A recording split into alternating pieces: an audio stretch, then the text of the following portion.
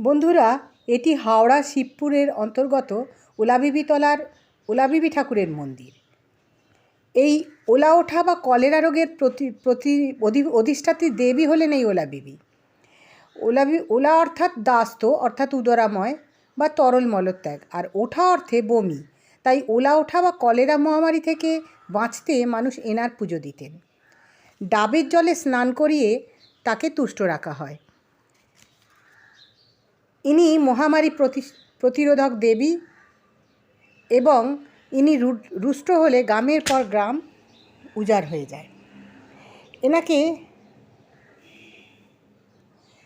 এনাকে লাল সিঁদুর গামছা দিয়ে পুজো দেওয়া হয় এবং এনার মানসিক কেউ যদি রাখে, মানসিক তার তুষ্ট হলে তাকে পোড়া মাটির ঘোড়ার ছলন দিয়ে মানসিক এটা উদযাপন করা হয়।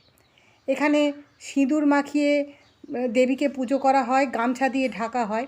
আসল মূর্তিটি যে কী সঠিক করে বুঝে উঠতে পারা যায় না, তবে এই ওলাবিবি ঠাকুর আমাদের হিন্দুর ওলাইচণ্ডী, যিনি মুসলিমের ঘরে ওলাবিবি নামে পরিচিত।